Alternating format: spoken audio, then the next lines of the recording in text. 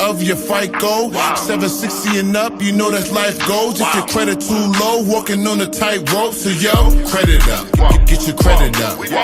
Credit up, get your credit up. Credit up. Mogul, how did you get in the self-storage industry, and how were you able to make tons of money in that space? I don't hear much about it. Yeah, it's a hidden gem. I call it the hidden gem of real estate. Yeah. So I started out in residential, just like Boom, right? So I was buying 2 families, 3 families, 4 families. And I had $1 million portfolio by the time I was 28 years old. I had 40 doors. But as you buy more properties, then you have more tenants, you have more maintenance. There's a lot of things that come with it.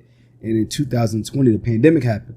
So when the pandemic happened, a lot of people lost their jobs, right? We seen the economy take a downward spiral.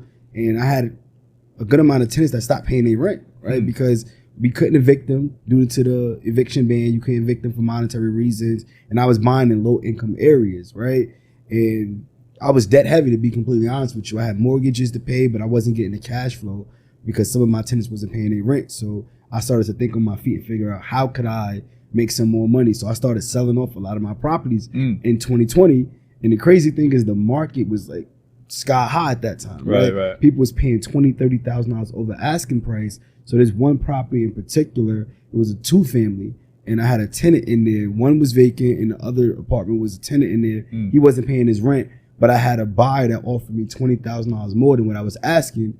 He just wanted me to deliver the property vacant. So I went to the tenant, I said, hey, I want you out. I'm gonna give you cash for keys. So I gave him $2,000. I said, just leave.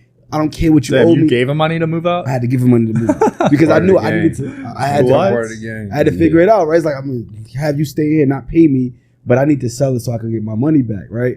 So he agreed to the $2,000 to leave, but then he wanted me to put his items in the storage unit for 90 days. Okay. So while he transitioned, and I started to call a bunch of storage facilities in my area, everything was sold out. Everything was, and I'm like, I need to get on this side of the business, right? Why is every single unit sold out? That's when I got on YouTube and Google. I started looking into self-storage.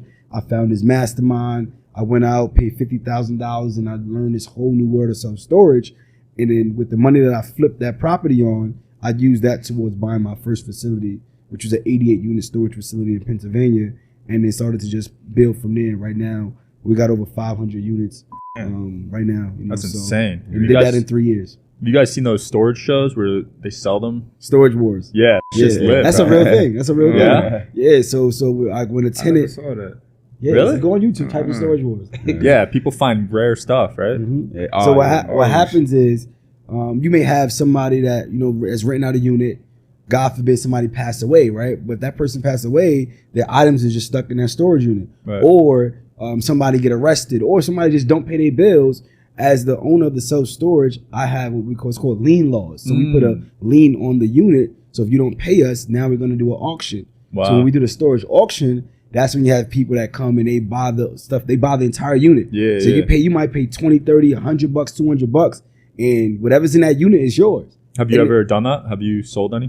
Yeah, I've done auctions, and then someone buys it, but now whatever's in the unit is theirs. I don't get nothing out of it besides whatever I am owed, as far as whatever that tenant owes me, I'm liable to get back whatever I'm owed. But anything profit wise, it goes to the auction company, and whoever buys it, they just take the items inside the unit and they go flip it. Whether it's couches, I know I've seen people buy couches, flip it, TVs, different things that's in the unit. They take it and go flip it because they get it for cheap. Yeah, it looks fun, honestly.